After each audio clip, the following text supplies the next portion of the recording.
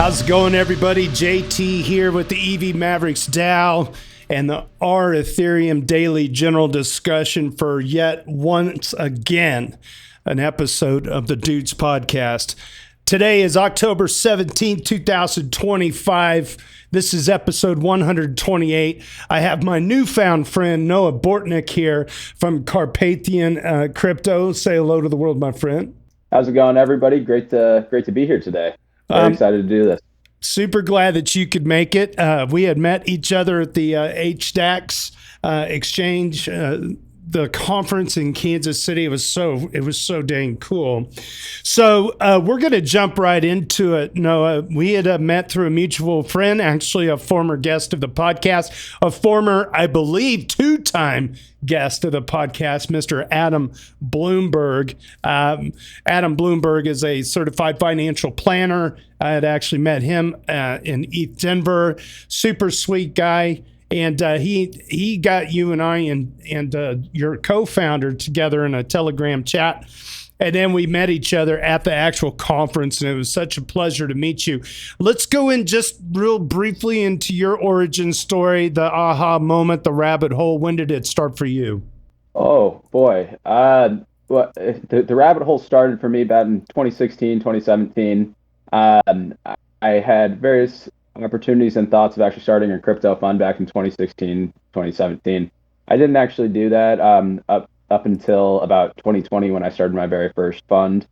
I was in college at the time and was just at the very beginnings of the rabbit hole for me. And then I actually started my first fund. We started originally as Black Box Digital in 2020, starting with a liquid token fund. The rabbit hole really started for me when I started to focus on DeFi and DeFi structuring products originally for myself, and then wanting to take those to more high net worth individuals, clients, and starting to structure products actually for family offices. So yes, we are a crypto hedge fund, but we're not quite structured in the way that we're trying to be crypto degens, more so on a sustainable financial path. And how has that journey been for you guys? Just say from a regulatory standpoint, from the previous administration to the current one, have you noticed a big sea change? Is there less friction these days? What's working for you and your company? Yeah. So look, yeah, I mean, it's, as most of the people know, I'm sure that, yes, this is night and day difference from the Biden administration to the Trump administration. The Biden administration, of course, wasn't all that friendly to crypto and digital assets. But once you got into the Trump administration, the November of 2024 was probably the most, I would say, fun month that we've been in crypto. It seemed like all sorts of excitement. Products started to change from, of course, we got our ETFs, but even on chain. The ideas behind tokenizing funds, actually 100% of our funds are actually tokenized at this point. So we use we use various service providers to tokenize our funds. So it becomes a little bit easier for crypto natives to get into an actual regulated environment. So right now we're primarily focused on US based securities and creating compliant products there where there actually is a security backing. We are believers at this point that if you're going to be managing other people's money in LP capital, that it should have to be, you should put your name and your reputation behind all of those, and investors should have recourse. So we will go in, we'll recreate a number of products that you might see on chain. We'll verify various protocols. We'll make sure that we are working in line with the US regulatory environment. And then from there, we tokenize it in a security, and we'll create funds that are underlying with that actual backing. And you, as the investor, you will have very clear recourse, which I think is important for the long-term sustainability of institutional grade DeFi products. So, what are some of the guidelines or the rails of tokenizing? How easy is it to do? What are the compliancy things that you have to deal with to make that happen? Yeah, that's a really good question. I think that demystifying tokenization is probably a process that if you're a DeFi vault curator or you're a fund manager, that you should really look into, because it's actually a very simple process. Typically in a fund you have your three main ingredients. You have your private placement memorandum, you have your limited partnership agreement, and you have your subscription agreement. Within those documents, it will outline exactly what it will say.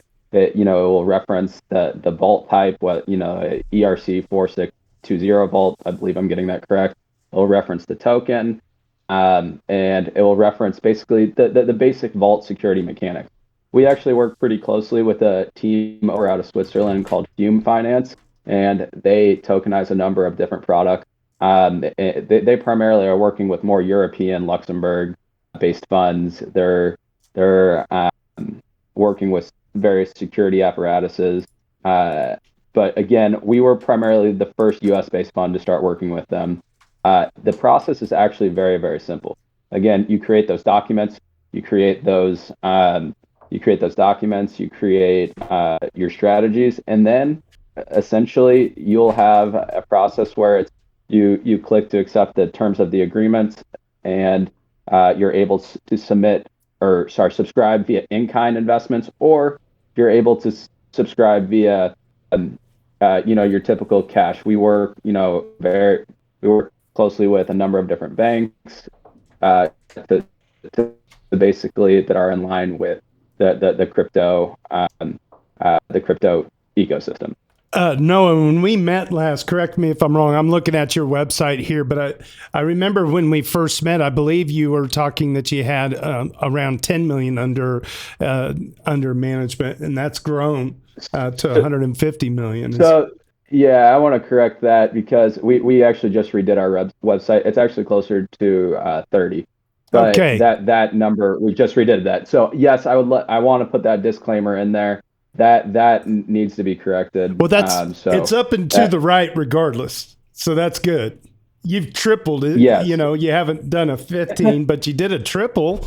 So congrats on that.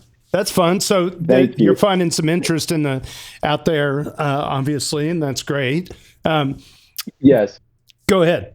But I think that with our products, the 150 million mark certainly within over probably the next 2 years. Right now, we're focusing primarily on, again, that compliant vault infrastructure. Mm-hmm. So we actually just curated a vault that's actually structured as a master loan with L1 advisors. It's primarily focused on working with RIAs. So again, our types of products aren't meant to be, they're not meant to be, the ultra degen DeFi where you're trying to get 1,000% yield. We're focused on sustainable growth over, think of them more along the lines of wealth management products. So yes, we have fees associated, but we're looking at, 10 to 20% yield on products that you're going to be able to manage over the lifetime of the lifetime of your crypto net worth.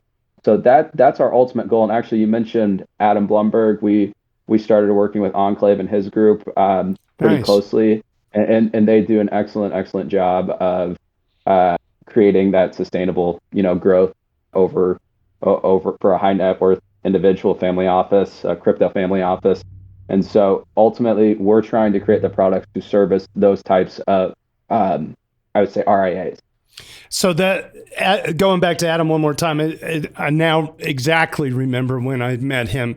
This is coming down to the Kansas City side of things, and more broadly for people that are obviously not from Kansas City, but you've probably seen this in your own travels across the crypto landscape. I think it was like 2 or 3 years ago. There was a DAO formed called Planner DAO, and it was certified financial planners that met in Kansas City. And at that time, the room had maybe 35 people, maybe 40. It was small. And it was a bunch of certified financial planners that felt like at that time, now go back in time, we were under Gary Gensler. All the mom and pop certified financial planners, even the big boys that are certified financial planners, they couldn't figure out a way to integrate crypto. And all of their clients were asking about how they could get exposure to crypto through the various instruments. And they were like, we don't know. We can't do anything because we don't have the regulatory oversight to execute trades or whatever on behalf. There's the word, on behalf of our clients. So fast forward to today, we did the HDAX, the Heartland Digital Asset Exchange in Kansas City. They had to change venues to accommodate the amount of people that wanted to be at that conference, which was comprised of just a very few crypto natives, but it was a lot of certified financial planners and other institutions that are able to, on behalf of their clients, custody and handle assets and trades and all that kind of stuff. So what a difference between those two events. Everybody was just pulling their hair out at PlannerDAO going, our hands are tied. This sucks, because we know we're missing out on being able to earn fees on behalf of our clients, even though it's a risky asset. If they could at least have Bob and Alice get exposed to 3% of the volatility, they knew it was another thing, and all the money was just, I think the other part of it too is how scary it is to self-custody. And, these mom and pop shops are like, let's figure out a way to, get the regulations. Anyway, that's a long-winded way to say times have changed. Times have definitely changed. First of all, for us to have, I'm from Kansas City, which is another reason that this is such an excellent opportunity to meet you, JT, and be on your podcast. But for us to have that event in Kansas City, I mean, that's unheard of. Normally I was just in Singapore for Token 2049, and it certainly wasn't Token 2049, but for us to have an event with allocators in Kansas City should just be an example for how far we've actually come. I remember I go to a number of the crypto meetups here in Kansas City, and that with that event taking place, there was a number of different projects there, a number of different institutional focused family offices from rural areas were coming into Kansas City. That's just enormous for the overall Midwest. And so I am focused on trying to raise capital from Midwest family offices, as well as, but again, my focus is still on the crypto native side. So still maintaining that balance in between, okay, how do you bridge and get new family offices, new allocators from the Midwest onboarded into crypto, and then how do you still provide actual services that are attractive and, again, focused on the actual needs of long-term investors within the crypto native space. I was trying to find, we got visited by the representative from Coinbase. He's a dapper young lad. I can't remember his name. He was like a vice president of product, maybe.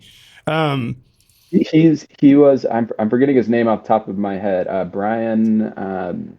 He's the VP of Coinbase Global Asset Management. That's it. VP of Global Asset Management. He was incredible. I mean, you just felt the energy in the room, and I walked away from that conference going, okay, like, if you ever felt like things are here to stay, you really felt like things are here to stay. As volatile and crazy as, a simple tweet from Orange Man can change things or whatever right now. This too shall pass. So it's a bright future. It's hard to understate that. And the Heartland Digital Asset Exchange, I felt so bullish on Kansas City. I don't know about you, but I walked away going, okay, wow. So Kansas City, I know it's a flyover state, and a lot of you guys are probably tuning out as I say that. Don't, because I think we're getting 2 or 3 AI data farms here, and there's going to be so much integration with crypto already. You got Carpathian here, but there's the people that are running the HDAX are finally in tune with some different leaders in the area. One of my favorite things they were talking about, it was the Bulla network, if I remember correctly, that was powering an exchange, and there was a tokenized trucking coin, which was a way for trucking companies to get paid. The basic way I can describe this, if you don't know anything about the trucking industry, it's massive. And the problem is a lot of most of it's mom and pop shops with like 15 employees or less. Obviously Walmart has their own trucking system and whatever. So, but it's like 80% of them are these mom and pop shops with less than 15 employees. And the problem is a lot of times they don't get paid for their services until 60 to 90 days out from the customer receiving the shipment. And so what these trucking companies have to do right now is they go to this one source for short-term loans. It's like a monopoly, and they have to pay a percentage on the loan. And it's just like how business gets done, and it rakes these trucking companies over the coals for fees and interest. And so what the Bulla Network, and I can't remember the name of the trucking company, the coin, they've already done 100 or 200 shipments already where basically you as a token holder are fronting money as and it's kind of like it kind of guarantees that the mom and pop shop gets paid within 48 hours of delivery, and then the token holders are made whole later on down the line. And I think there's an insurance aspect to it as well. So like token holders don't get burned if the cartels come in and steal the truck full of coffee or whatever. So, and that's a local thing. I mean, that's a local tokenized trucking company really doing real world stuff right now. I want to get them on the podcast too. But that was the biggest use case for a blockchain. It's a decentralized lending program where mom and pop shop they're not paying 11% on a 60 to 90 day loan. They're paying like 2% or 3%. And anyway, yeah. Yeah, the Bulla Network's awesome. We're actually talking to them just a little bit, but potentially about putting some sort of a managed pool on the Bulla Network, but as well, they have great trade finance opportunities that actually pay out in Bitcoin or pay out in whatever the opportunity is. And so, as well, those rates are actually secured by real world assets and real world opportunities, and so they pay out at a higher rate. And so, if you're looking for actual opportunities backed by real world assets, and I'm incredibly bullish on the real world asset opportunities that are out there right now. I really do believe that that's the biggest and next frontier of probably bringing non-traditional institutions on chain, and I think that is how you mainstream a lot of the crypto native opportunities, to the point where you're using the blockchain and you don't even realize why you're using the blockchain. Exactly. Other than you are using the blockchain. And so on top of that, they're great financing opportunities. Sure, there's different risk metrics, and there's different there's new forms of risk, but you're backed by real world opportunities, and you know that you have recourse if something were to go wrong. And that the recourse area is an area that I think that blockchain and on-chain opportunities needs to really improve over time. We're talking to Noah Bortnick from Carpathian Capital. You can find them online at Carpathian crypto.xyz. Noah Bortnick. You can also find them on Twitter and Carpathian Capital's Twitter handle as well. Make sure that you like this podcast, subscribe to it, and you can download it to your favorite device across any of the channels that you so choose. Paul, down in the audience here on Discord, he says, Noah, FYI, it's a law that after the Doots, you have to come hang out in the daily discussion. So he's talking about the daily discussion thread on Discord. The EV Mavericks Discord is a mirror of the Reddit, our Ethereum daily general discussion. So if you want to like plug into a really tight knit, well-versed community, these EV Mavericks are where it's at. We're a small pride in terms of NFTs, but we have a wealth of experience. Some of the greatest people that have walked the Ethereum landscape adore those things from back in the old Reddit days. It's cool. Is that I know the our Ethereum channel on Reddit. I'm not, unfortunately I'm not as well versed in the Reddit world as I should be. But is that how do I get there? Is that just on Reddit? Yeah, reddit.com/r/Ethereum. It's the largest Ethereum crypto sub. But what Paul is referring to is actually this Discord also has its own daily discussion. So you got two places you can get information. It's a bunch of like-minded, aligned people. It's so the Discord has, it's the complement to the Reddit side of things. So if you're an avid Discord user, it's a great place to learn too. And a bunch of us are just Reddit junkies. But the EV Mavericks DAO lets us host this podcast on their platform, and I think it's super cool. Yeah, it's a lot of fun. Yeah, definitely. Would love to jump on there. Is it a live chat? I have one meeting after this. Can we push the daily chat back an hour? But yes, I would love to jump on there. It's a 24/7 channel. You just slip in there and start talking anytime. Yeah. Amazing. Yeah. I would love to jump on and become more part of the community for sure. One more thing I'll say about the Heartland Digital Exchange. I want to get our Maverick, one of our best Mavericks there, and that man is Paul Brody. And I think I could talk Paul Brody to come. He's the global blockchain leader for Ernst & Young, and he's a guy that knows how to work a room. I think he would be fantastic for that conference and a bullish person to bring in. Why Casey? You're in the mix. You've got a bunch of Bob analysis. Some are local, I'm sure. What makes KC all of a sudden? It seems like there's more and more activity around crypto. Am I just in a bubble and I just feel like, oh wow, we have 2 or 3 things happening a year here. They're small, but do you feel like it's bubbling up and we're going to get a big show like ETH Denver someday? Well, that's a great question. I think. Why KC? Well, first I'll start by saying I'm from Kansas City. I was born here, went to high school here. I've lived here my entire life.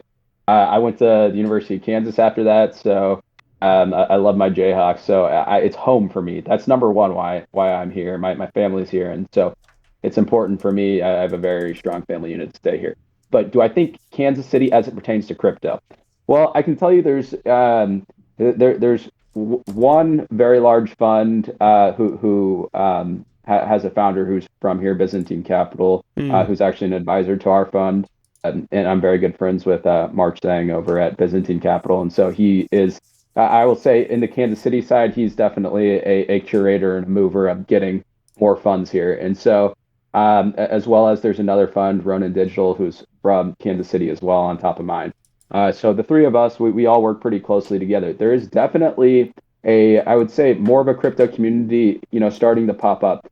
Whether it sustains, we've been through enough cycle of this, as I figure most people listening and most people on the podcast are. I think it's going to be interesting to see when, whenever there's, not, a 2-year period like we've had over the last 2 years, or, whether it stays, whether it goes. My bet is it stays, because look, the financial opportunities on blockchain are significantly they're significantly more efficient than they are blockchain, whether it's financing yourself, or whether it's whether it's the actual utility of blockchain. For me, it's tokenizing funds. So do I think Kansas City gets a big conference? I think, JT, that's something we're going to have to push for. Yeah, I think we might have to get organized and start to do that. Look, Denver's not that far away. Right. Denver's a blast. I love ETH Denver. I love ETH Denver too.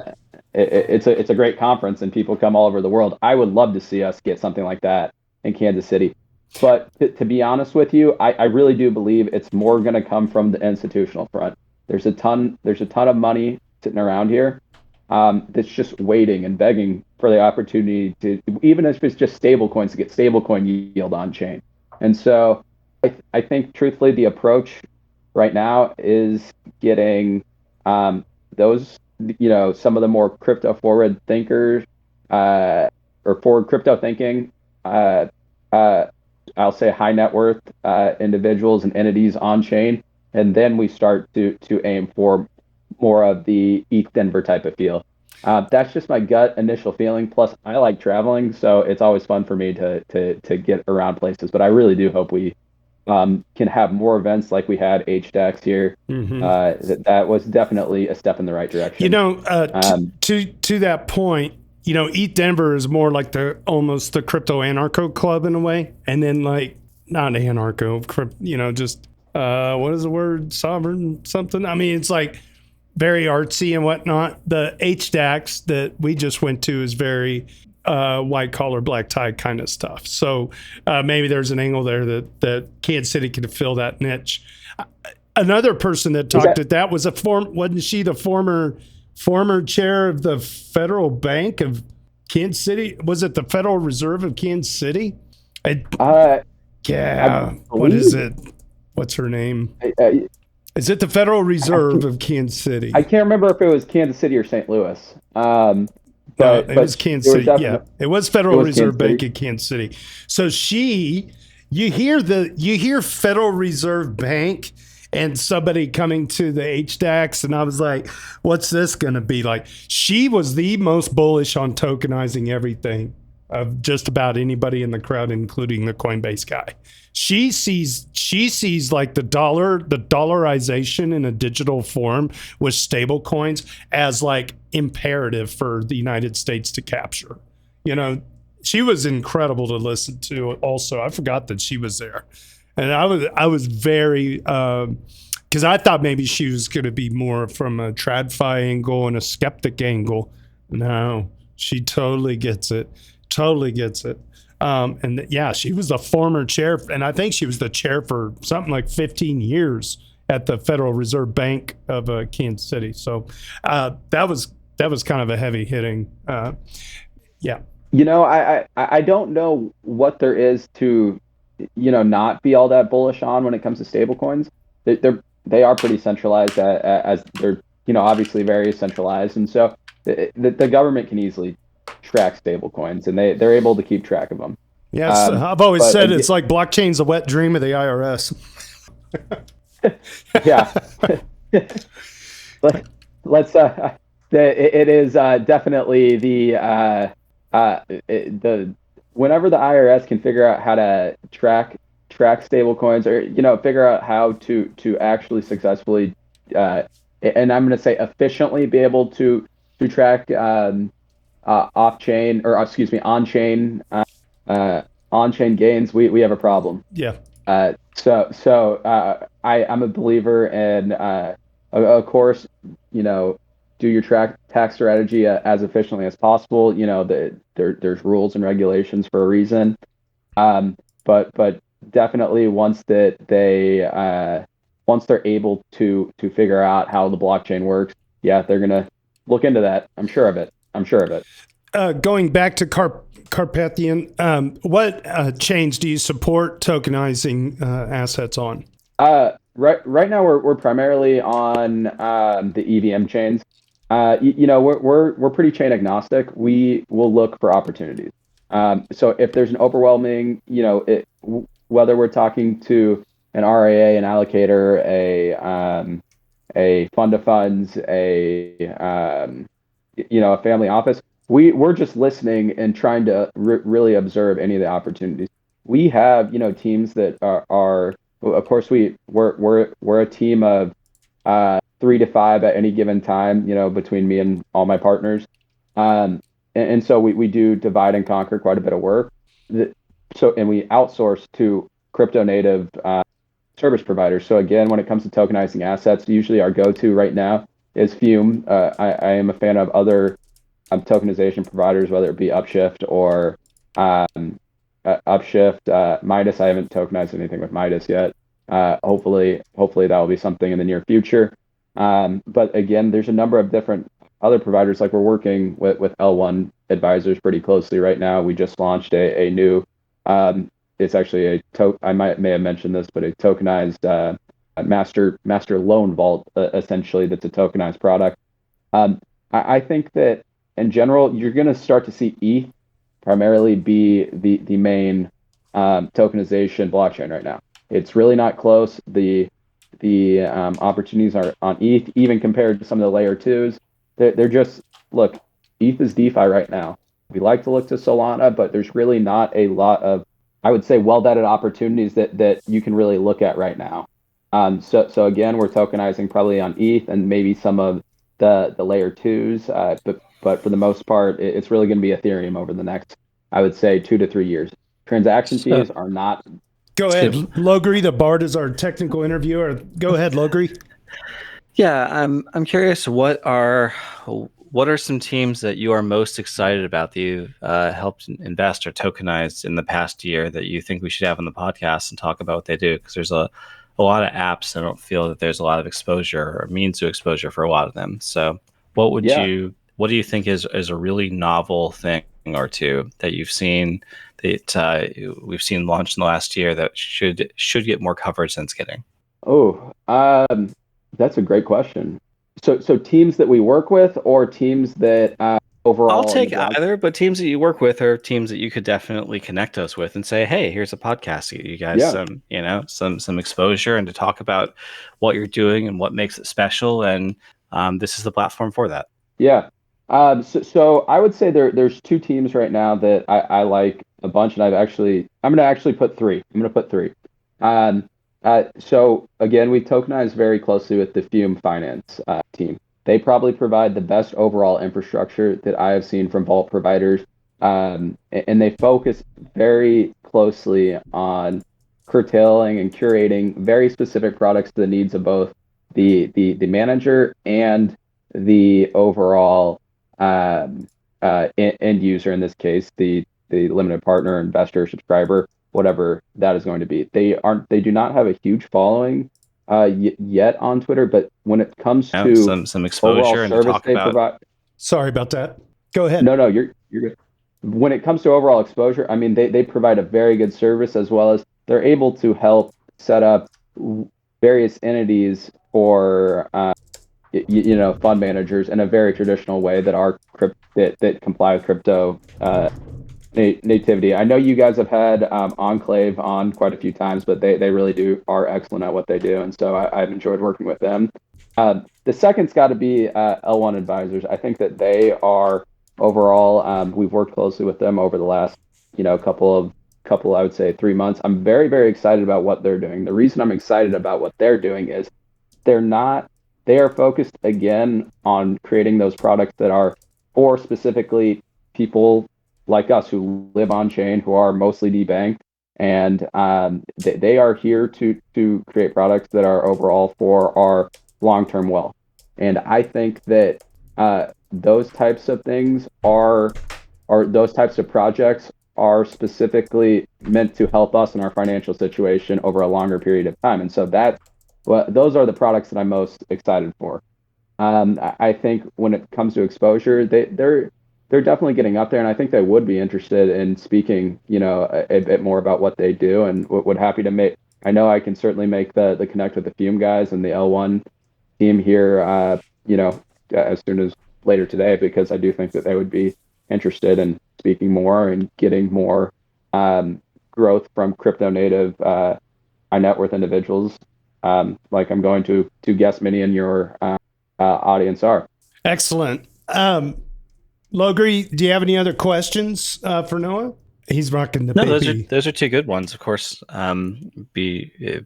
Let's connect after the show and just so we can network with them and see if they'd be willing to come on and talk, and we can get them in the schedule.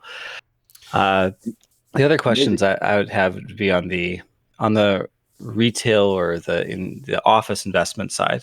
So we've got a lot of DATs that have come on board that now give retail exposure, and basically the goal is to compound the underlying asset. Do you think that there is your fund is more focused on, we're going to take dollars and increase your dollars, right? Like the payout for you isn't fiat, right? And so are you asking how we take our fees? No, I'm saying from the page that I saw, it's like a accredited investor would start with a $500,000 loan to your fund, and then you would go and invest that throughout crypto, kind of as a financial advisor would do, right? It would, but I don't know if there's much what you're seeing. Is there any interest from the type of customers you're talking to in things like that, in things like ETH, or is it all just, we don't care what it is, we just heard this crypto thing is hot, can you make us some APR in that? Do they care about any of the underlying details? Do they care about what L1 it's on? Is this actually any type of onboarding funnel for knowledge or understanding? Or is this just a new avenue to allow people to make money on a new asset class if they choose to do so without having to know anything about it? That's a really good question. Look, the first part that I'm going to answer is it okay if I answer this question in parts for a second? Well, I asked it in parts, so that seems fair. So again, my fund is only focused on major assets. We're focused on Bitcoin yield, we're focused on Ethereum yield, stablecoin yield, and we're focused on Solana, and then there has been quite a bit of interest from some of the newly emerging XRP-Fi community, I should say. We're chain agnostic. We focus on all sorts of different chains, but there is the most interest in single asset exposure right now, and that's coming. I would say, we're limited on the amount of retail investors we work with right now, just because, again, we try to follow the regulations, and you have to follow certain accreditation processes from when they directly invest into us. When it comes to if you are a retail investor, there's a number of, again, I would say that there's RIAs out there that are actual registered investment advisors that have a little bit more discretion that we do work with directly, and they can allocate based on how they feel fit. The average investor we work with, they absolutely want to know the risk associated, what's the overall strategy, what's the track record, what, and overall, what is the infrastructure. And so there is absolutely an education process. In fact, I can definitely say I have never had a scenario where I meet with a potential client once and boom, here's a check for 250, 500,000. That almost never happens. And if that does happen, and if you know anybody like that, please send them my way. But I still wouldn't necessarily just take their investment. I actually have a individual right now who very much wants to just give me the money and then forget about it. I'm not quite like that. I want them to understand the investment. I want them to understand, what are my skill sets? Because I don't want to overpromise and underdeliver, and I definitely don't want them to think, oh, okay, 5-10 years from now, there's going to be no periods of the volatility, that there's going to be no periods of up and down periods, and I want them to actually understand what is going on, and I want them to understand why the blockchain is a better use case. Because my end goal is to get my end goal, of course, is to grow my own income. But my main end goal, as it pertains to some of the crypto native investors as well as retail investors, is actually to get them to understand the strategy and to get them to understand the product. So I very rarely will just take somebody's $250,000, $500,000 check and just say, here it is, you'll get your statement in a month. That's just not how it works for me. That's good. You're teaching people how to plant trees. Well, it's very easy for people to be happy when everything is going 100% and exactly as you planned. Right. But so we've been doing this now since 2020. That has maybe happened for maybe at maximum a 3-month period, and then there's, okay, we have to decide and shift. We have to make an adjustment here, and you need to be prepared both as a manager to make any of those adjustments, and then as well as a manager, it's your job to make sure that you're setting your investors up for success as well. Has your phone been ringing a lot this last week? It has, but again, we don't do anything that's so risk on to be good. overly concerned. But I just don't need. You don't need to risk of shitcoin A and shitcoin B, you don't need that type of risk to be to make some real life-changing money in this space. What you need is just plan. Leverage. Yeah, you can just leverage on the. Yeah, I know you can. So we actually did get a bunch of texts, and I was getting messages from people over the place that you guys survived. Did you guys make it?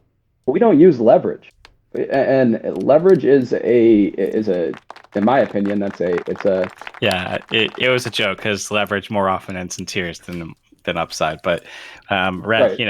Around these parts, people like their 20x or 50x leverage, and surely that's if you don't want to play with the meme coins, right? Then just play with the large caps with leverage. That'll certainly work out.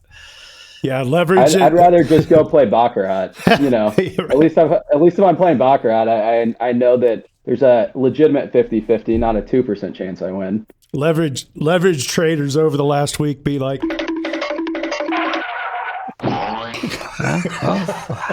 yeah, this market's been choppy for sure. I think it's in it. Go ahead. Sorry. So there's a good number of what I call yield indexers now. There's SummerFi who we've had on. There's Tokamak. There's Yearn Finance is a very old one, but Yearn V3 is now something of a yield indexer instead of a single strategy. Is what you're doing essentially the same sort of thing? So if people want single asset exposure, that's basically what that provides: single asset exposure plus yield, right? Mm-hmm. If you want single asset exposure plus yield plus speculation on that yield packaged into one, there's basically the DATs, right? I could go buy Bitminer, and now I've got the MNAV premium to speculate on top of the ETH they're holding, right? What is the real value add for what you are doing compared to those two options? Is it that's treated as a loan, so you don't have the MNAV premium, then you're dealing with a sort of fiat on-ramp and off-ramp, so people don't have to worry about their own custody? Is that the majority of it? So first of all, I mean, when it comes to what's our value add? The main value add has to be that it's an actual managed product. So we have a number of different managed products that managed funds, I should say. They're not all just loans. Some of them are direct investments, so you actually take equity in an entity. But the first part has to be we're very focused on compliance. We do everything from you invest in a very compliant vehicle. Yet, again, going back to the IRS comments, we create and we work with, the various fund administrators that put together very compliant package tax reporting packages. You're able to see your NAV in real time. We manage the risk. We make sure that we have the top of the line, basically tooling. We work very closely. Oh, another great company to have on is Octave. .fi. We work very closely with their team, and so I'll make that connect as well. If you go to compliance often means a bunch of forms are filled out, and there's a lot of transparency reports that have to be followed up with, so people can keep track of where the money is. It's a little redundant when you have the chain, because the chain is basically a 24/7 live report of everything, right?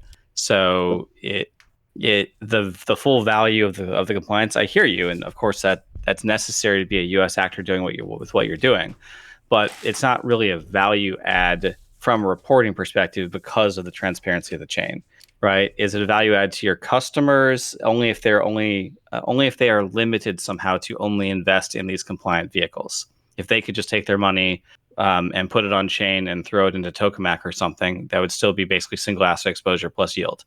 There's controls on what Tokamak can do with it. Those are built into something like the smart contract as well, right? So they can't go and take your money out of a position and yeet it into a meme coin or something like that type of mismanagement is just impossible. So what? It's maybe not possible, but I would on the first part. Look, we're managing and we're distributing across a number of different chains. We're meeting with the teams. We're taking the time to really vet these protocols, as well as we're implementing, various strategies that they would comply with, of course, what the overall, whether it's an ETH strategy, whether it's a looping strategy, whether it's we're looking at the actual protocols and we're really trying to understand what the risks are, as well as we're negotiating various agreements with protocols themselves, whether it's a points farming strategy, to ultimately come up with the best possible yield that we can come up with. And so So yes, you can spend the time, I suppose. Look, we like to keep our strategies simple. Simple is always good in this space. Um, and so yes, you can allocate to term max, but or you can allocate to yearn, but there's a number of different emerging opportunities that need to be vetted. And so what we do is we handle a lot of that vetting, and we make sure to do DD, and then if it looks like a good opportunity out of the fund, we'll start to allocate those assets within the overall fund. I would say when it comes to allocating, I would look very, very closely on who the managers of those underlying vaults are, because there are managers, and I know a lot of them are smart contracts. But just as an example, we launch vaults quite frequently. There's whether it be we've used Lagoon in the past. Whether it's launching a Lagoon vault, it's actually not. A lot of people don't realize that there's an underlying manager that is moving those assets and managing those assets despite you deposited on chain. I would look into what the overall. But the smart contracts for the yield indexers will have something that says like, here are the whitelisted opportunities the money can be moved to, and that'll be subject to some like a governance vote, right? Or that'll be subject to controls from a multi-sig, et cetera. So yes, they need to be able to adapt to new opportunities. And so just like you, their job is to vet those new opportunities in order to chase that yield while also being smart about risks that they're taking, right? That's their livelihood as well. And the security controls on that aren't just if we go and do something unsafe and we misvet, then we'd be subject to the U.S. court system. It's basically if we want to change the underlying opportunities the vault can be, the capital in the vault can be deployed to, there's a time lock on the contract. And so if they try to do something really zany, that'll get picked up and blasted across Twitter, and you'll have the opportunity to get your money out before your money can be moved into the new vault, once the time lock period would end, right? So it's on-chain smart contract controls that prevent malfeasance, at least at a duration of beyond like a couple days, right? I do agree with you. I do agree with you on that point for the most part for well-vetted protocols. And I think that to that point, we only work with audited protocols. It's just not worth the risk involved. Look, we're not trying to take away from what many of you guys can do, but our job is to consistently find those new opportunities and look across. Just to clarify, I'm not trying to be hostile. I'm just trying to understand where you are in a spectrum of opportunities, right? So there's like DATs over in one spot in the spectrum. There's like leverage DATs a little further to the right on the risk spectrum, right? Sure. There's something that's just holding ETH in your wallet on the far left-hand side of the spectrum, right? Of the risk spectrum. And where are you? Where are you in that spectrum? So I'm just asking these questions to trying to say, are you right or left of this? Are you right or left of that? I'm not trying to be a hostile interviewer. Well, no, you're good, and I wasn't taking it as hostile. I genuinely enjoyed the conversation. Where we are, we're the curator of many of those vehicles. So I would say we're closer to the DATs, if you will, and so we're curating DATs within those opportunities. And so if you have a DAT, that their main treasury is creating yield on top of those, we're essentially just going through as a smaller fund, and we're finding more nimble opportunities, if you will, without sacrificing, some of those protections like custody, for example. I know a lot of people use Safe. We leverage Fortify for our custody, and so we're just focused, I would say, more so on creating the compliant side of DATs, if you will. Well, it's DATs without the MNAV speculation, right? DATs are free to put the money in yield opportunities as well. We haven't seen them do any aggressive things with that yet. Like I know SBAT's just doing staking, but I haven't seen Bitminer or someone go like, we're going to gearbox loop this thing 7x and get our 10% yield. I haven't seen any of that do that, even if it's possible. So it's structurally, you're doing the same sort of thing as a DAT, trying to get single asset exposure plus yield, but without the MNAV speculation layered on top of that on the capital layer, right? which is a risk, right? So it is objectively one less risk than a DAT. Yes, I would say so. Our end goal of all this is we're on-chain asset managers. We want to be 100% on-chain. So we will create a number of single or I would say multi-asset as well if there's a mandate out there for it. But again, our focus is on primarily on those single asset opportunities right now with yield. Hey, Noah, I know we're coming up to a hard stop for you because you got another meeting to jump to. I wanted to ask you real quick, what's the minimum amount of money somebody can deploy to Carpathian? Right now, let's see, on the new fund that we launched, or the new opportunity on L1, I believe if you're working with an RIA, I don't believe that there's actual minimums there. In terms of our private funds, private offerings, we have 100,000 minimum. 100,000 minimum. Okay, there you go. So now we got that out of the way. What else do people need to know about you and Carpathian before we reach top of the hour or the bottom of the hour here? Oh, that's a great question. I would say I'm happy to chat. A bit more on anything. I'm happy to give my email out as well as my Telegram if anybody wants to chat, a bit more. I would say Carpathian, we're on a very good path right now in terms of attempting first to scale past 50 million and then hopefully to 100 million within the next couple of I would say next 2 years. Our goal is to curate a number of vaults, a number of I would say compliant vaults within the US, and hopefully you'll be seeing those start to come out on some of the major protocols over the next hopefully quarter to 6 months. And so if you have any interest in learning more about some of the opportunities there that we're offering, happy to shoot you some more info, and please feel free to reach out, and I will of course join the fireside chat as well, and look forward to chatting with you more. Excellent. And LogrisTheBard is from tokenomicsexplained.com. You guys need to get in each other's DMs and share that information. I sent you a friend request on Discord. There you go. Awesome. You'll find Logri. That's it.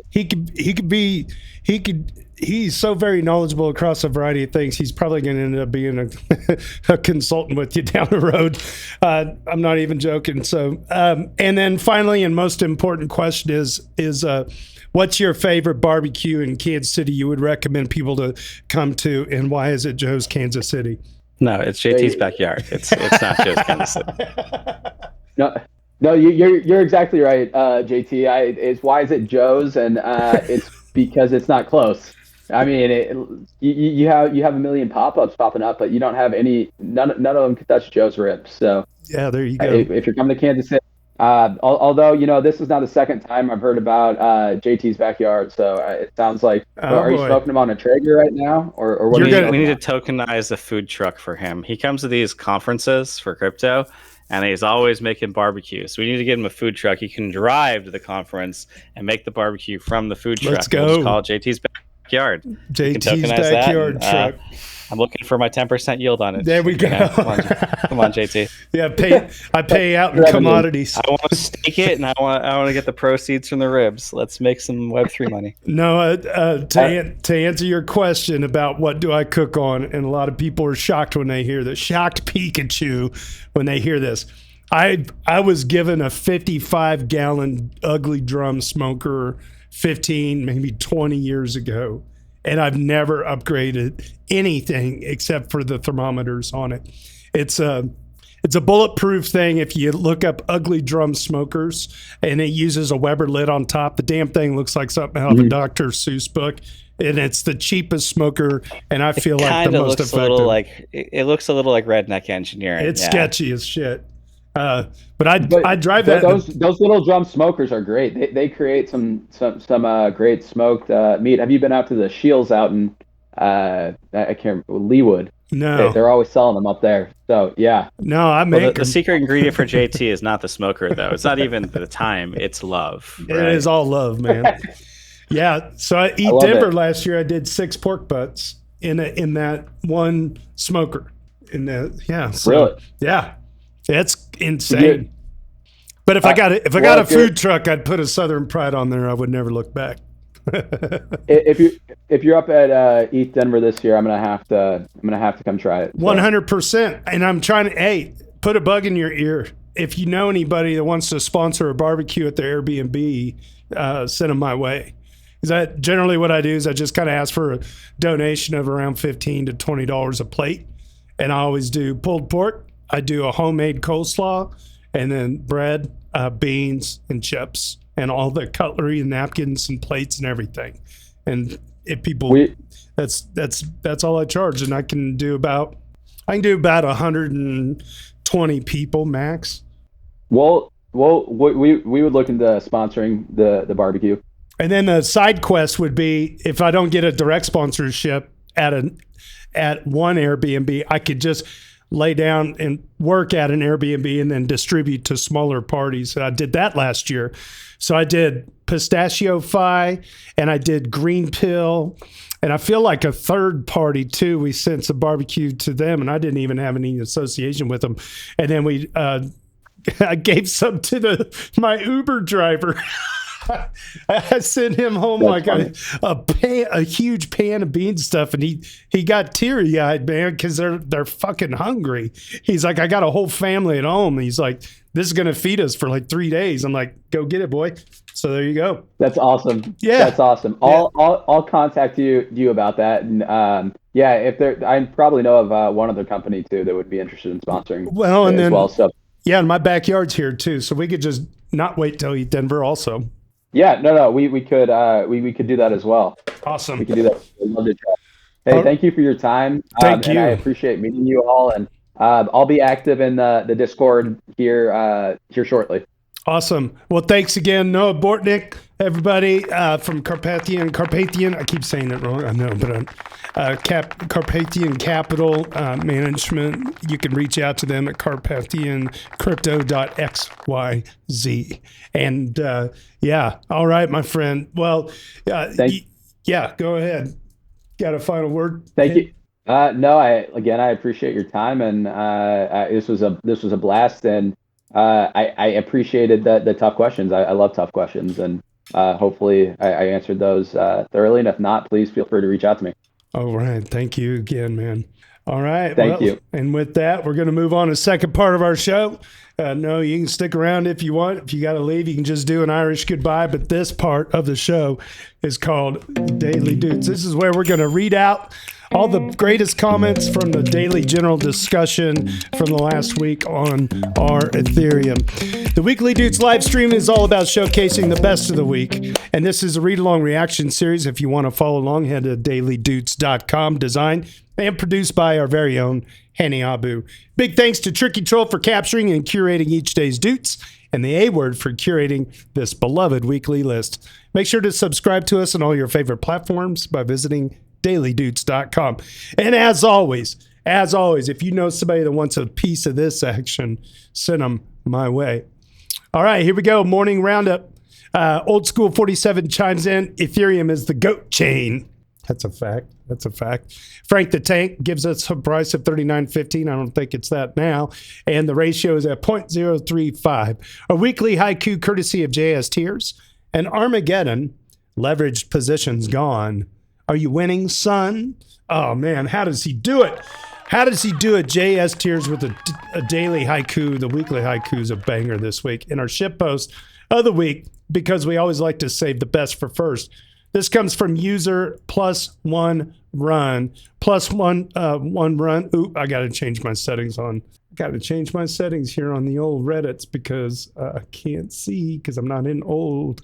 Hang on one second. I got to get this fixed. This is going to drive me nuts because I always like to read out the Doot scores. All right, let me fix this in the preferences. Take this new Reddit crap and get it out of here, son. Get it out. All right, it's gone. Let's try this again. Ship +1 run for this week is a Dooter number 3. Bless me, Almighty Crab, for I have sinned. For too long I have worshipped the bull, a false idol, entertaining illusions of moon, eternal is our eastward journey. That's a great ship post of the week, I have to say. Great job there. Ship post of the week plus 1 run. Moving on down the list, random. Oh, you know what I didn't do? I didn't get the leaderboard. Our leaderboard for this week, Aiden Cairo at 118, Ethical Trade at 118, Crypto Currency at 127, JS Tears at 130, at 134 is Hani Abu, Tricky Troll at 164, Benito 2030 at 176, Superfizz at 233, LogrisTheBard climbing up at 240, and Harod climbing up some more at 271 at the top of the leaderboard. I will also take this moment, a little bit of alpha for you all. Hope you're listening. Hope you're looking at my screen here, because for the first time, you're going to be able to mint a POAP. If your name is on the Daily Doots list, you can enter in your Reddit username exactly how it is spelled with all the capitals and all that stuff. Find your name and then mint your POAP. So we got a gold tier, the platinum tier. These are the people that have had over 100 Doots. Whoops, I just got rid of the wrong thing. Let me reopen the closed tab here. And back it up. Gold tier is like 50 or more, silver tier, and so on and so forth down to bronze, and then the participant tier. And yeah, we've got quite a few people on that leaderboard. We have 1,258. I'm not sure when the snapshot was taken, but have no fear, my friends. Have no fear, because you too will be able to mint your POAP even next week or next year, right? So we're going to probably do this annually. So if your name gets on the list, you'll be able to mint your POAP. And how cool is that? Okay.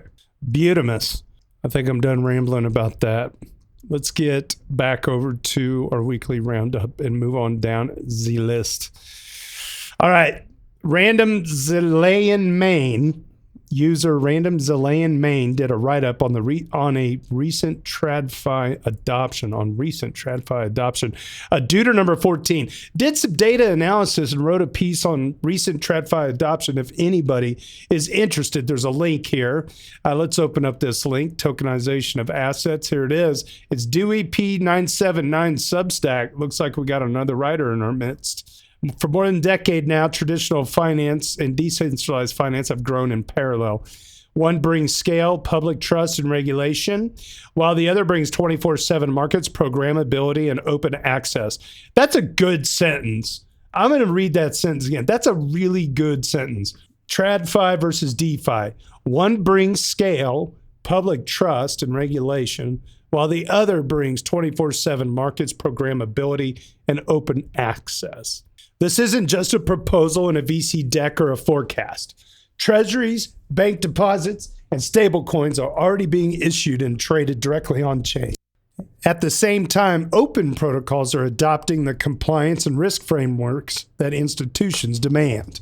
The result is a hybrid system where the boundary between traditional and digital markets is fading. This is also more than, quote, crypto becoming more regulated, or banks experimenting with new tech. It's the slow rebuilding of the financial stack with programmability and settlement speed at its core. And I'm going to stop right there. You can check that link out at dailydoots.com. Dewey P979, whose Reddit name is Random Zillion Main. All right. Couple of takeaways. The stablecoin market is now over $300 billion in value, or around 10% of physical U.S. dollars. Wow. Institutions getting involved in tokenized deposits, stablecoins. For example, just today, Citi Ventures making strategic investment in BVNK.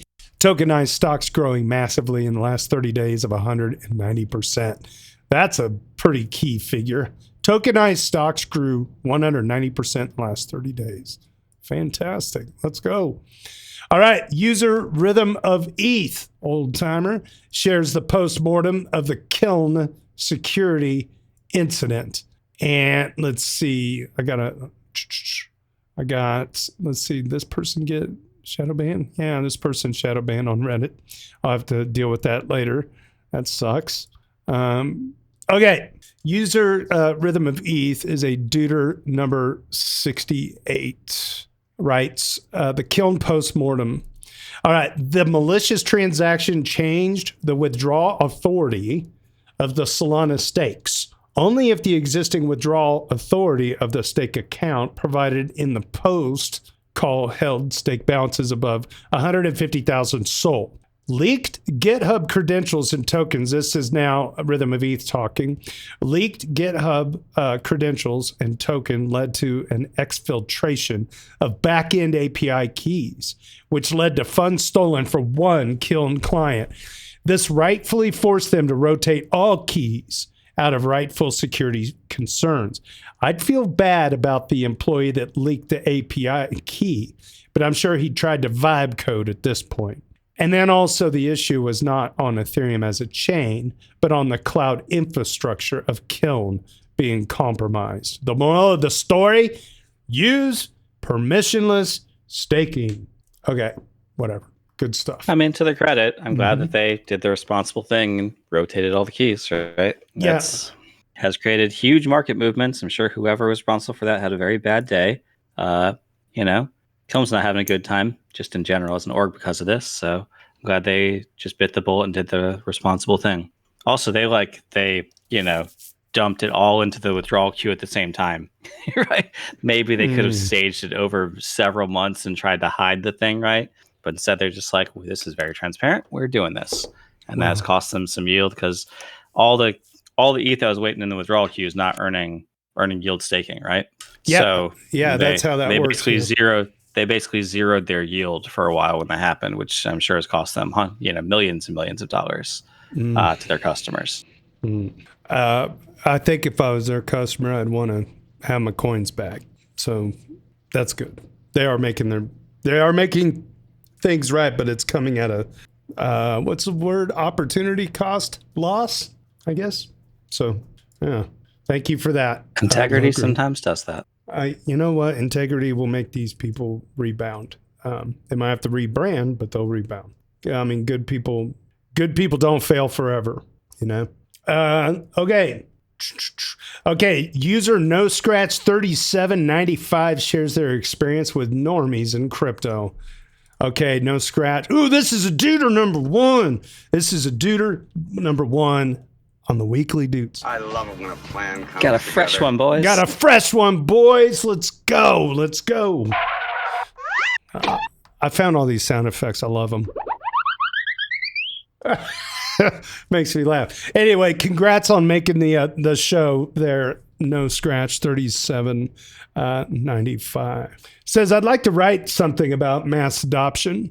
I asked a few people in my company about cryptocurrencies. The answers were more than sobering. 95% of those surveyed are not familiar with ETH. However, 70 to 80% have at least heard of Bitcoin, but I estimate 99% have no idea how crypto works. People are afraid of self-custody, are afraid or don't know how to register on an exchange. Note, people have no problem with banks, but as soon as the word exchange comes up, they become uncertain. They don't know what a wallet is. And when it comes to a word paraphrase, even the last ones decide not to buy because it's too complicated. The worst thing is that even though crypto has demonstrably risen so much and the forecasts are good, very few of the people I surveyed want to invest in crypto because they have no confidence in the asset. Why? Yes, there are countless press articles from the past about fraud and pyramid schemes and crime, and that's exactly what's stuck in everyone's minds. In addition, there are no educational initiatives on how to deal with cryptocurrencies, how to acquire them, or etc. You have to teach yourself everything, and most people are just not willing or even able to do so. I think all the crypto foundations that exist and have a lot of money should use it to promote and educate people about crypto. Otherwise, mass adoption will not happen anytime soon. And the entire user environment needs to be made much, much simpler. I know everyone here in the sub says it's easy. Honestly, the average consumer actually finds it difficult and complicated. I don't think a lot of people in the sub actually say it's easy, for one. I agree. Like key management is not easy. Wallet management is not easy. The process of approving and then transacting with a smart contract is not easy. Most of the people that even have invested in crypto and own crypto don't have a single nonce. I don't just mean Ethereum. I mean like XRP, Bitcoin, whatever. Most people holding Bitcoin, even if they actually bought like BTC on Robinhood or something, they don't have a single nonce, right?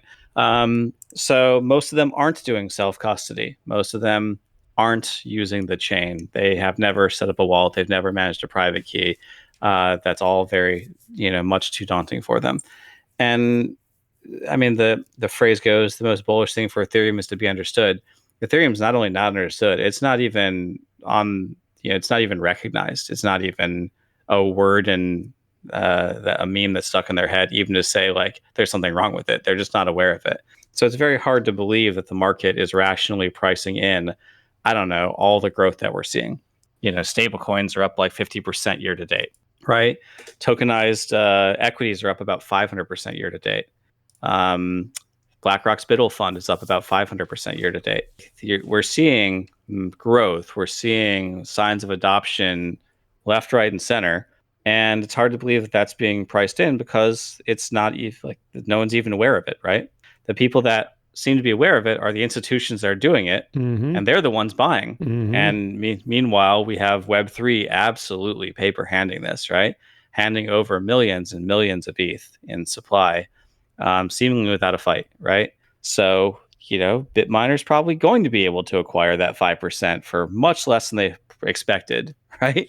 Best someone are going to be able to try and acquire that 5% for much less than they expected. And it's coming eventually. If I wrote about this, I think we missed the Doots one day, actually, because I had a long comment on this. But BitMiner is trying to get at to a market cap where they'd be included in a bunch of the large cap indexes like the Russell 1000. That is scheduled for rebalancing in June, basically selecting who's in and who's out in that top 1000. But when you get to that type of scale, you start getting bids from like sovereign wealth funds. Again, not retail, right? Right now the bid is institutional, but it'll be coming for sovereign wealth funds in 6 months to a year. It still won't be coming from retail, right?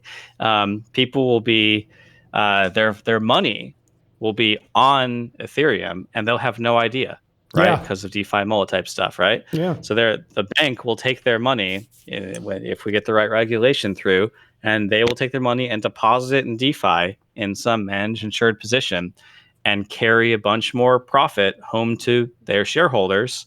So people will be taking all the crypto risk with their money without knowing it. Yep. And just giving all that profit to the bank. Yep. Because they can't be bothered to learn. They can't be bothered to learn. And Logri, to your point, how many times? I mean, the number one most basic plain Jane complaint is the user interface sucks. Like they complain about wallets. Like the customer facing stuff is of course it's hard. True. So you click on the website, and then this separate pop-up that kind of looks like a scam kind of pops up, and then or the side window that's like totally like that's not how anything in any bank or Web2 interface works, right? Because the wallet is responsible for some generic thing about like managing and estimating the amount of gas and whatnot. That has nothing to do with the application that's calling it, right? The application that's calling is just like, hey, I got an RPC call, right? So it says like, here's the thing I want you to go and sign with your private key. It hands that off to the wallet. So the wallet has nothing to do with the front end, which is not, people don't understand that. They have no idea what to make of this thing that suddenly pops up on the right-hand side. And then what is it? The gas, what is this fee? What is it denominated in? Where does it go? How do I know that this thing is safe, that I'm interacting with it? Because I've been told of all these dangers. It is a bad UX, right? And then, okay, you want to go and trade something. First, you sign something. You're like, okay, why didn't it trade? Then you go, another thing is popping up. Well, what's this thing? What did I sign the first time? Right? First time was an approval. The second time's a swap. But like, what is an approval? How do you explain that to normies? Why we have to do an approval as opposed to just execute the trade? Why is ETH the asset special and all the ERC20s have to do an approval? Why can't it just work like ETH? These are questions that we don't have good answers to. Also, So I just wanted to invest some stable coins. What is why am I if I wanted to invest in a savings account, I'd just give people the money, right? Why do I suddenly need ETH? We could fix a lot of these things with account abstraction, right? I think players like PistachioFi and their wallet do that in a very good way, where they just pay for the transaction for you. Shout out. Right. So we have people working on kind of making a more Web 2 experience, but they do so basically by completely bypassing the wallet layer, completely bypassing the wallet layer, so that Pistachio will manage the transaction and the gas management and all that stuff and just pay for your gas for you. And you just hand them USDC via credit card or via ACH, and they just earn interest on it. And you don't have to ask too many questions on how. You can get a credit card off it. You don't have to ask too many questions on how. That's the only way we're going to get a bunch of retailers to be able to go to the Google Play Store and have them be able to just transfer money just as easy as they would to Robinhood, get better rates, and use it for basically basic banking services. That would make people understand crypto. But MetaMask is never going to do that. Interacting directly on chain is never going to be viable for probably 75% of people, right? Even the people that are using crypto for in Argentina and whatnot, many of them are just using Binance. They're literally doing Binance to Binance transfers.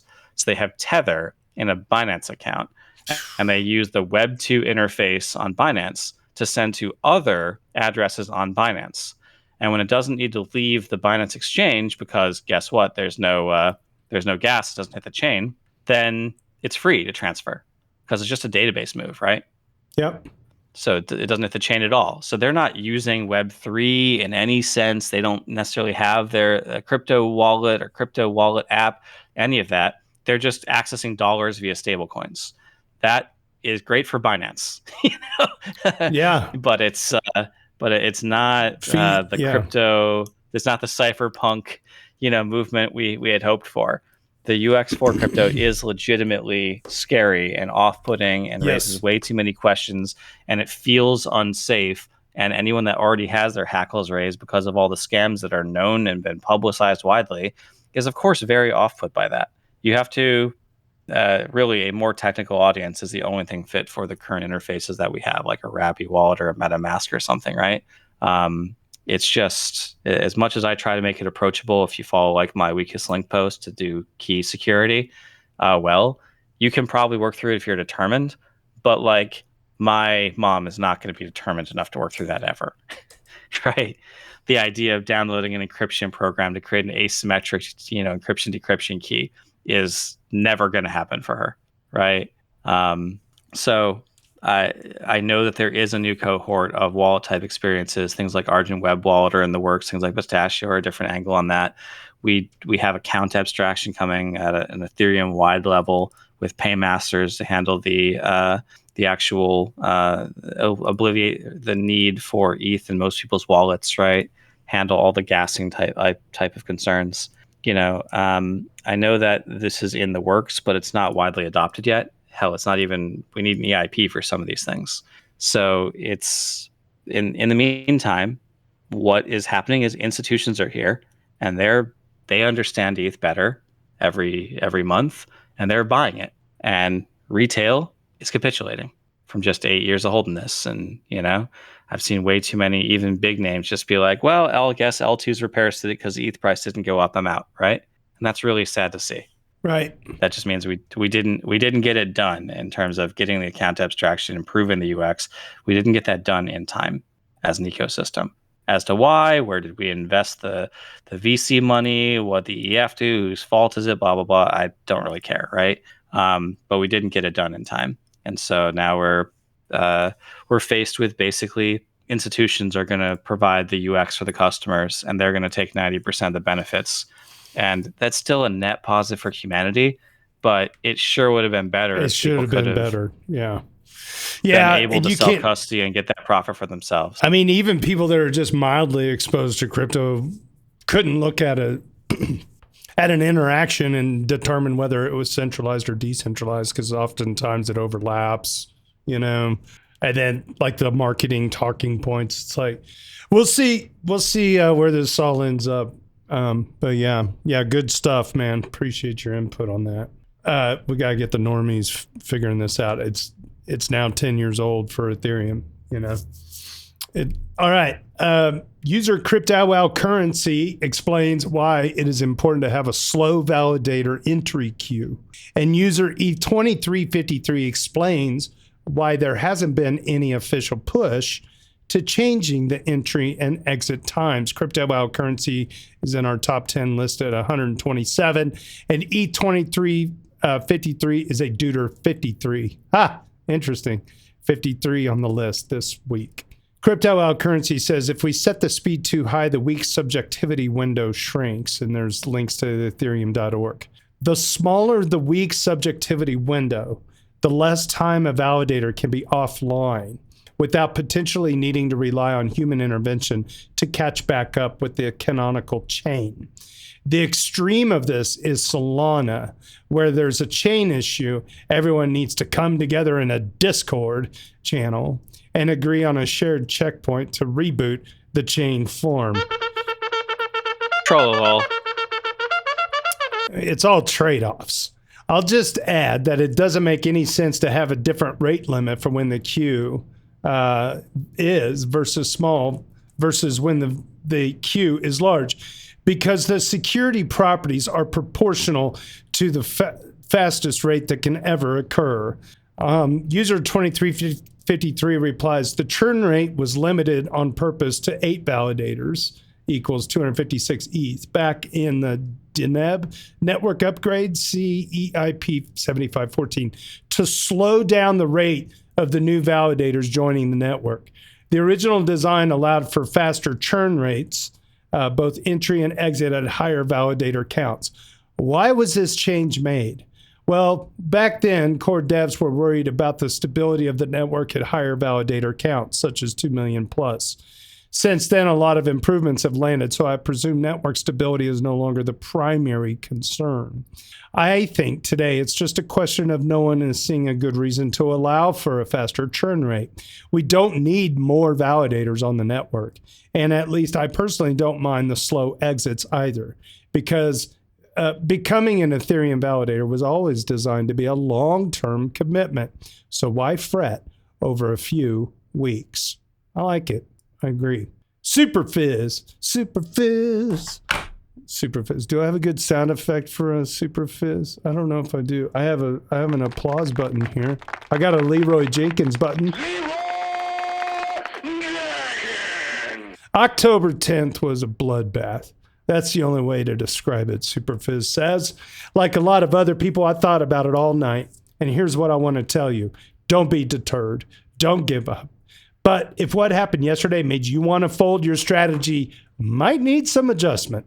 If you really believe Ethereum is an inferior technology that will eventually fail, well, then I encourage you to sell what you hold gracefully and move to a more sound investment. But if you believe that Ethereum is a wise long-term investment and you recognize October 10th as a political and strategic move by market makers, I think that's probably on point. We have pizzas, we have 300 hamburgers, many French fries. Well, then I need you to be smarter than them. Keep some lowball orders open all the time. Keep some stables on reserve all the time. Cash out a little when you feel giddy about the price. The truth is, I don't give a shit about markets, but I do care about decentralized technology. And that means empowering a lot of diverse individuals to build and maintain market positions and participate with the network in lots of ways, such as making transitions or transactions, self-custody, running nodes, staking, engaging in the community, etc. The politicians and market makers, they don't give a single flying beep about you. All right? They don't. They are the enemy. They orchestrate these events to shake cheap coins from the tree. They'll even dump hard into a crash so they can amplify it. I think you know why. They are greedy and manipulative and hell-bent on making more money at any cost, even the cost of your well-being and sanity. Make no mistake, crashes are a primary tool that industry uses to consolidate power and control. In a thriving and unregulated market, market makers will shake the hell out of trees just to get you to give up your position so they can be stronger. I'm telling you this so you can stop caving to their will. So you can be a strong, formidable opponent instead of a scared retail investor. You do not have to be weak, and you do not have to be scared, because you know what your opponent is doing, and they obviously, absolutely do not hold your best interest. It's not a pep talk. It's not a pep talk. And I'm not telling you to have diamond hands. I am saying that I believe that the ultimate success of this technology is built on deep decentralization. And that means educating the people I care about on the tactics of those who would piss on us for their own benefit. It's very good. And you are stronger than you think you are. That is Super Fizz, number 1 on our leaderboard for this week. User Muscus11 shares a tale. Sounds like a pep talk to me. Yeah, it does. It's good old-fashioned Super Fizz pep talk for sure. I love it. Yesterday, Muscus11 shares a tale of caution about using leverage. A Duder number 25. Yesterday, I somewhat smugly shared my thoughts on how to survive this market, especially with the upcoming weeks, which might get crazy. Today, I want to double down on why you should never use leverage, full stop, in a market as volatile as crypto. And I will do it by sharing my own experience. So I was always more of a holder than a trader. But back in 2018, MakerDAO was shiny and new. Oh, was it ever? I got it. Yeah. It was so beautiful. The first time you could use leverage decentrally, fully non-custodially on-chain. I got excited by the concept and I wanted to try it out, but of course I told myself I would play it ultra safe. Ether had just done a wild 10x run in autumn 2017, all the way up to $1,400 per ETH. Then the market crashed 70%, recovered a bit, and fell again to around $400 in the summer of 2018. With the prices down 70% from the top and 6 to 7 months into a bear market, everyone figured this must be the double bottom. That's when I told myself, let's go. And I opened up a MakerDAO position with what I thought was a huge safety margin. I would have been fine with another 60% drop. Liquidation would only happen around $150 per ETH. But no, ETH dropped another 50% to around $200. That's when I decided to double down. I mean, come on. Another 50% from where I entered with leverage. Now 85% from the top. The market had to turn, right? Wrong again. In November 2018, it fell another 50%. I would have survived if he had stayed above $100. I didn't want to deploy more capital, so I just let the position ride, hoping I would get lucky and avoid liquidation around $80. Wrong again. ETH flushed to the low of $80, and I got liquidated. Over the next 6 months, the market climbed back to $300. By then, I was done with leverage for good. But just for the record, before the 2020 bull run even began, ETH dipped below $100 twice more. Now, that was a time when things were probably simpler. Today, we have decentralized perpetual platforms with massive liquidity, layered on top of a political and regulatory environment that seems to have no issue with front-running insider trading. Probably even being part of the game itself. We have pizzas. So anyway, why would anyone in their right mind use leverage in this market? There you go. That's well said. I almost got liquidated also.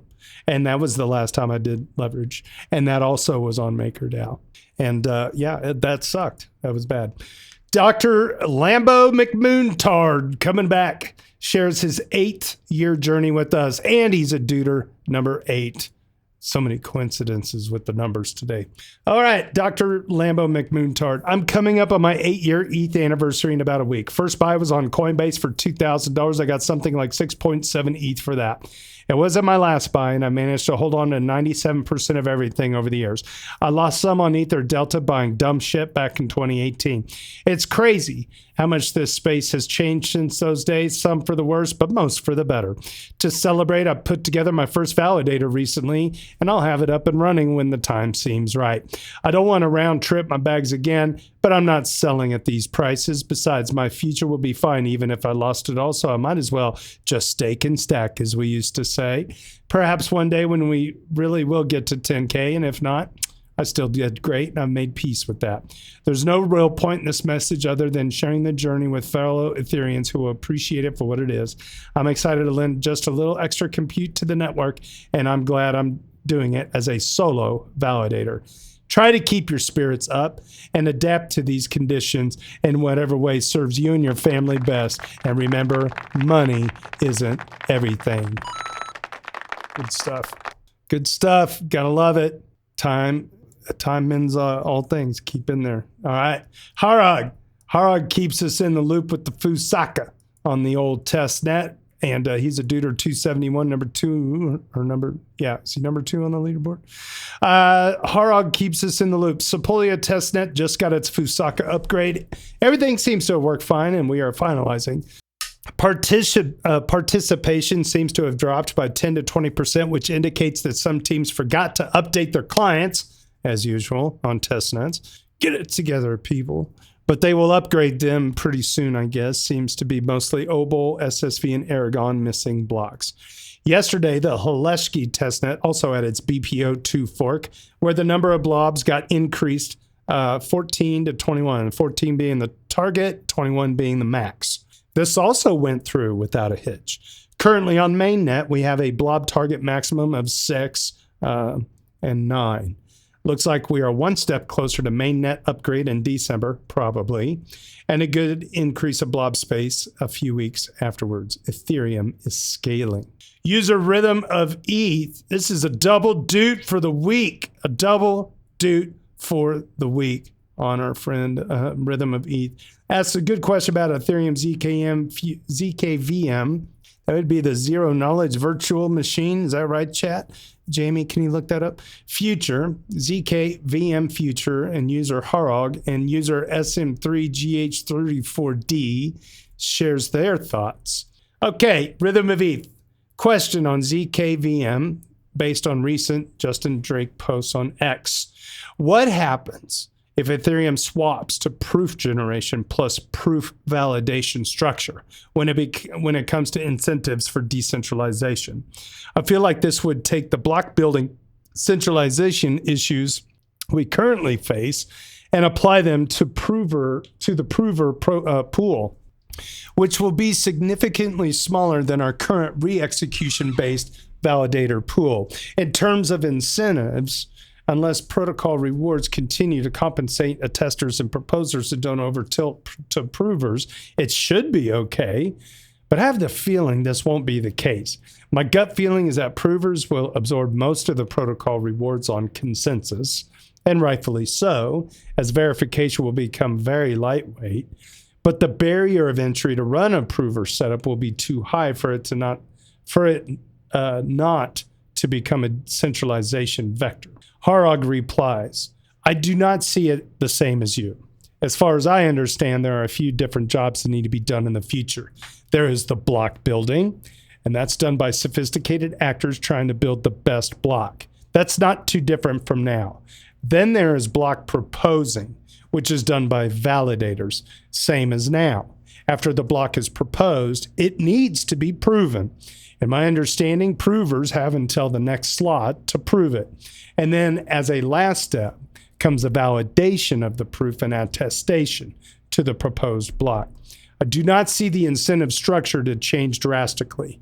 The validators are the ones which have their assets on the line to attest to blocks and get the monopoly on proposing the block. That is why the handful of block builders bribe validators to the max to get their blocks proposed. As long as there is some competition, this works and will in the future. For the provers, it is similar. There will most probably be a handful of actors doing the proving and competing against each other to get their proof in. I have not seen anything about how the provers will get compensated exactly, but purely from the proof generation cost, they will not get a lot. According to ethproofs.org, it currently costs an average of $0.1 to create a proof. That would be 10 cents if you're doing the metric system. And there will still be a lot of improvements, such as cost reductions. And that, let me go back. That could be a typo. Maybe they meant to say 1 cent. I don't know. Somewhere between 1 cent and 10 cents there. Being able to run the proof generation on a handful of consumer GPUs is important to be able to participate. Not everyone will have them at home, but might be able to rent them from the many peer-to-peer GPU marketplaces, which interestingly are much cheaper than anything you get from the hyperscalers. So in my view, we are on a good path for ZK provers, not affecting the decentralization of the network in any meaningful way. There also already are prover markets for ZK rollups, which I guess are a good playground to look at, different incentive structures to get things resilient for mainnet. If you're interested, there is a ZK podcast about prover markets. They first talk about the ZK prover space in general before going into the specific company. And you can find that. That link is at dailydoots.com, and I think I can throw it on the chat over here. I don't know if it's clickable to all of you people watching on Twitch and on Discord and on the YouTubes, but I put it in there anyway. And then further along this conversation, user SM3GH34D says, your centralization concerns are shared by some core devs also. Harag gives a good explanation of the best case scenario, but there are also a lot of unknowns regarding proving incentives, centralization, and prover client diversity. It is easy to imagine that there will be a small cadre of provers running the cheapest configuration possible, similar to how most blocks today are built by only a few block builders, such as Beaver and Titan. Work that is really hard, expensive, or operationally complex tends to favor optimizing down to a very few players. There are likely to be real client diversity issues when there is a significant cost associated with proving execution. The incentive is to minimize cost and use the fastest and cheapest client. I am heads down working on a Besu ZKVM guest program, and I'm keeping an open mind, but I am sympathetic to a lot of the misgivings and concerns. It is still really early. A lot of details are to be determined, including incentives and actual proving costs, etc. And at this point, it is still wayfinding exercise, and a lot of devs are taking a wait and see approach. Well, there you go, ladies and gentlemen. Thanks again to Noah Bortnick from Carpathian Capital for hanging out with us today. Stick around after the live stream if you want to on Discord. Actually, I'm going to probably shut the stage down as soon as we get off this call because I'm supposed to go to the apple orchard. I got family stuff going on, and we got good weather, and now's the time. And if you guys want to hang out on Discord, check out the daily general discussion on Discord, but also on Reddit or Ethereum. That's where all of our content comes from. It comes from the EV Mavericks and the wider R Ethereum community. Make Reddit genuinely excellent, all right? Hope you guys stop by sometime, say hello. On behalf of R Ethereum and the EV Mavericks DAO Discord, my name is JT. Cheers to big hugs from Kansas City.